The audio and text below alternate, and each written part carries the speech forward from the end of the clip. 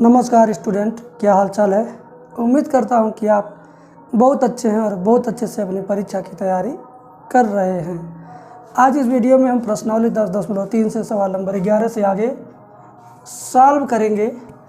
दिया गया है कि दर्शाइए कि शून्येतर सदिशों वेक्टर ए और वेक्टर बी के लिए वेक्टर ए का मापांक into vector B plus vector B का मापांक इंटू वेक्टर ए और वेक्टर ए का मापांक into vector B minus vector B का मापांक इंटू वेक्टर ए पर लंब है।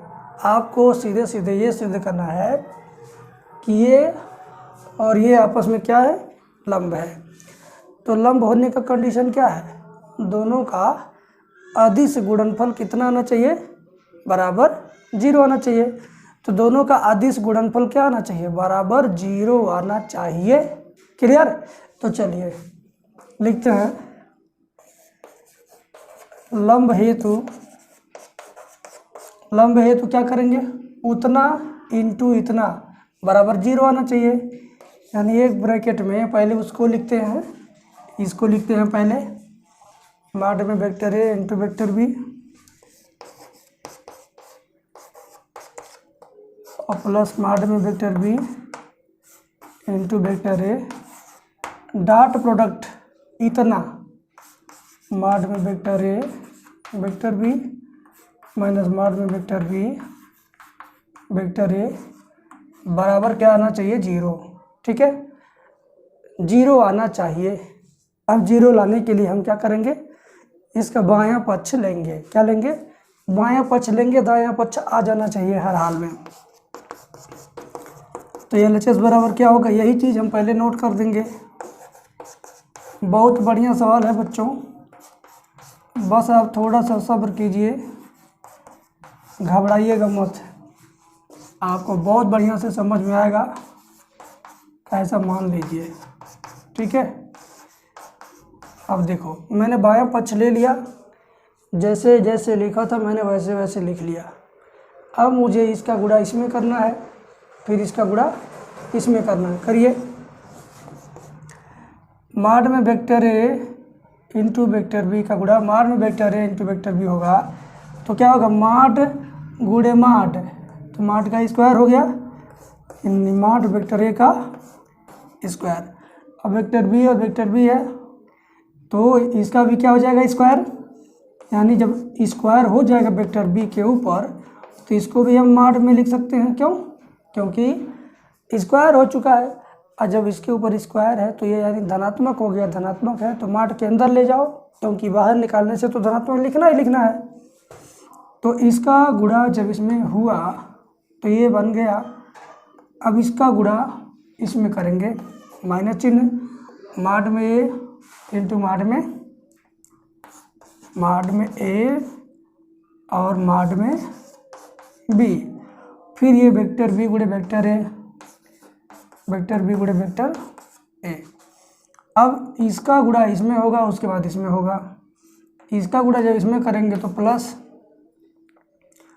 देखो ध्यान से, वेक्टर बी गुणे वेक्टर ए, तो वेक्टर ए वेक्टर बी पहले लिख दो, बी ए पहले लिखो, चाहे ए बी पहले लिखो। तो वेक्टर ए वेक्टर बी, फिर ए गुणे बी क्या होगा, vector A into vector B. अब आखिरी वाले का आखिरी वाले से जब गुणा करेंगे तो माइनस में होगा, क्या, वेक्टर बी गुणे वेक्टर बी, वेक्टर बी का स्क्वायर, और वेक्टर ए गुणे वेक्टर ए, वेक्टर ए का स्क्वायर। जब दोनों स्क्वायर हो रहा है तो इसको हम स्क्वायर की तरह लिखेंगे। तो पहले सिस्टमेटिक कर देते हैं, पहले ए वाला लिख दो फिर बी वाला लिख दो। ठीक है, ध्यान दीजिएगा, ये चीज़ और ये चीज़ एक ही है, ये माइनस में है और ये प्लस में है। देखिए कैसे, ए बी बी है, ए बी बी है ना, प्लस और माइनस के नाते क्या होगा, ये दोनों कट जाएगा। क्या बच गया, माड में वेक्टर ए का स्क्वायर, माड में वेक्टर बी का स्क्वायर, माइनस लास्ट में क्या है, माड में वेक्टर ए का स्क्वायर माड में वेक्टर बी का स्क्वायर।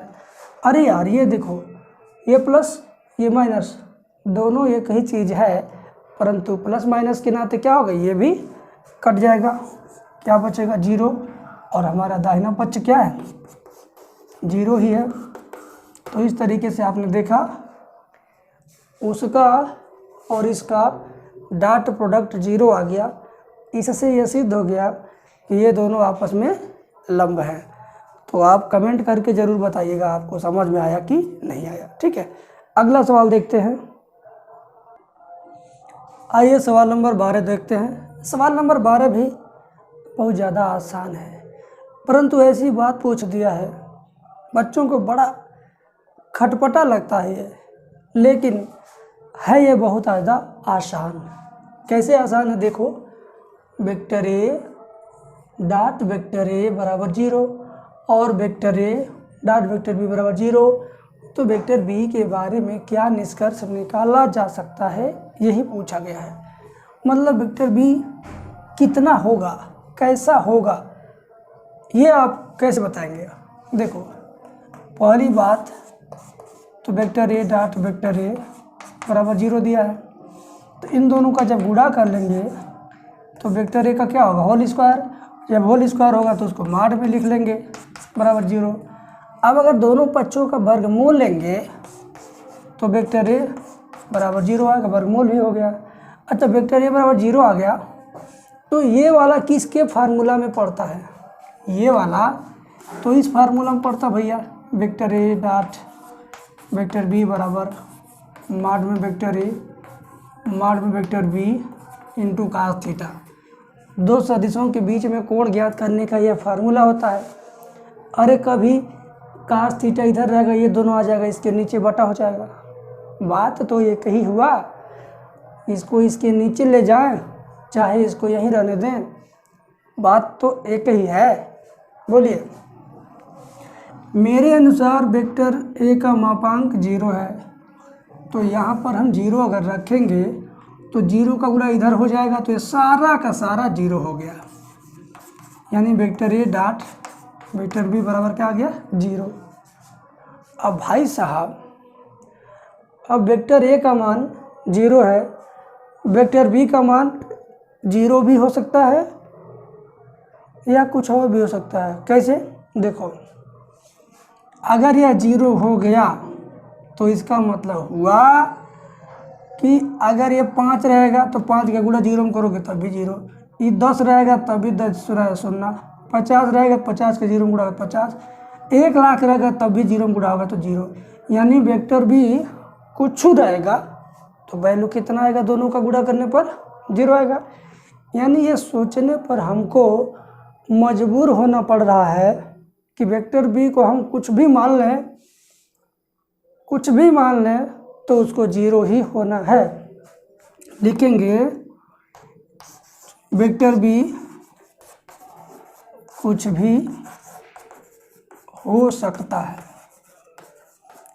निष्कर्ष निकालने के लिए पूछा था, तो यह निष्कर्ष है बाबू, वेक्टर बी कुछ होई, छोटा बड़ा थोड़ा ज़्यादा कुछ भी होगा, परंतु इसके साथ गुणा करने पर वो 0 ही होगा। ठीक है, तो ये कॉन्सेप्ट था इस सवाल में। अब हम लोग अगला क्वेश्चन करेंगे, उसके लिए इंतज़ार कीजिए थोड़ा सा। भाई साहब 13 नंबर सवाल में बहुत ही बढ़िया कॉन्सेप्ट है। 13 नंबर सवाल थोड़ा बड़ा भी है लेकिन मज़ेदार है। देखिए, बोला गया है कि vector A vector B vector C इस प्रकार मात्रक सदिश हैं कि vector A plus vector B plus vector C बराबर 0। तो vector A dot vector B plus vector B dot vector C plus vector C dot vector A का मान ज्ञात कीजिए। बस बस बस, तीनों इस प्रकार क्या है, मात्रक सदिश हैं। ध्यान देना, तीनों का मापांक 1 है। मात्रक सदिश लिख देने का मतलब ही है कि इन तीनों का मापांक कितना है, 1 है। वेक्टर बी का भी मापांक कितना है, 1 है। वेक्टर सी का भी मापांक कितना है, 1 है। अब हिंट में दिया भैया ये चीज़, तो लाइए उसको भी बुला के लाइए। चलिए बराबर 0 हो गया। अब हम कमाल करने वाले हैं। क्या कमाल करेंगे? कैसे? देखिए, इसको समीकरण नंबर 1 मान लेते हैं। सी को एक बार दाहिने पक्ष में भेज देंगे, एक बार बी को दाहिने पक्ष में भेज देंगे, एक बार ए को दाहिने पक्ष में भेज देंगे। भेजने के बाद हम बारी बारी से ए बी सी का गुणा करेंगे और उसके बाद मज़ा ही मज़ा आएगा। ठीक है, तो यहाँ तक आप ध्यान दीजिएगा, इसके आगे मैं आपको बताने वाला हूँ। सी को दाहिने पक्ष में कर दो तो vector A plus vector B बराबर माइनस वेक्टर सी हो गया। दाहिने गया तो चिन्ह बदल गया। अब दोनों पक्षों में वेक्टर ए का गुणा कर दो तो vector A dot vector A plus vector A dot vector B बराबर minus vector A dot vector C. अब ए गुणे ए क्या हो जाएगा? स्क्वायर, और जब स्क्वायर हो जाएगा तो इसको हम नॉट के अंदर भर देंगे। ठीक है, अब plus vector A dot vector B, इसको सी ए लिख के बाएं पक्ष में लाएंगे तो प्लस सी ए होगा बराबर 0। मॉड ए का वैल्यू कितना है? 1 है, तो यहाँ रख दो 1। 1 का स्क्वायर कितना होता है? 1 होता है। 1 का square 1 plus vector A dot vector B plus vector C dot vector A बराबर 0। प्लस 1 दाहिने पक्ष में जाएगा, vector A dot vector C plus vector C dot vector A बराबर -1। ठीक है, ये आ गया समीकरण नंबर 2। ध्यान दीजिएगा, ए बी प्लस सी ए बराबर -1, ए बी प्लस सी ए बराबर -1। इसको क्रम से अगर हम लिख दें तो पहले सी ए रहेगा, तब ए भी रहेगा बराबर -1। ठीक है, ये आपका क्या हो गया? समीकरण नंबर 2 हो गया। अब बेटा आपको कुछ नहीं करना है, आपको लिखना है इसी प्रकार। इसी प्रकार किस प्रकार? जैसे सी को दाहिने पक्ष किया, दोनों पक्षों में वेक्टर ए का गुणा किया तो मुझे मिला ये। ऐसे फिर हम बी को दाहिने पक्ष में करेंगे, दोनों पक्षों में वेक्टर बी का गुणा करेंगे, फिर कुछ मिलेगा। फिर वेक्टर ए को दाहिने पक्ष में करेंगे, फिर दोनों पक्षों में वेक्टर सी का गुणा करेंगे, फिर कुछ मिलेगा। ऐसे मिलेगा ना 3 चीज़। एक चीज़ तो यही है, सी ए प्लस ए बी बराबर -1 तो हो जाएगा। दूसरा बी सी प्लस सी ए बराबर -1। तीसरा हो जाएगा A B plus B C बराबर -1। ये अपने आप कैसे आ रहा है आप शायद कंफ्यूज होंगे, मैं बता देता हूँ। ये आया कैसे? जैसे ये आया है ना, यहाँ से यहाँ तक जैसे हम पहुँचे हैं तो सी को दाहिने किए तो ए से दोनों पक्षों गुणा किए, तो बी को दाहिने करेंगे तो बी से दोनों पक्षों गुणा, ए को दाहिने करेंगे तो सी से दोनों पक्षों गुणा करके आप यही लाइन पाएंगे। ठीक है, अब हम समीकरण नंबर 2 को 3 को 4 को जोड़ेंगे संबंध 2 + 3 + 4 से।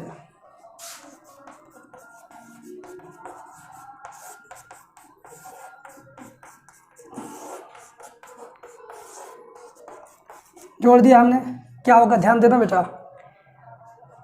A B plus B C plus C A, फिर क्या होगा A B plus B C plus C A B plus B C plus C A एक बार, फिर A B plus B C plus C A एक बार, यानी 2 बार है। अगर वैसे नहीं समझ रहे हैं तो ऐसे समझिए, A B 2ab, B C 2bc, सी ए और सी ए 2ca, तो जाएगा 2 ब्रैकेट में ए डॉट बी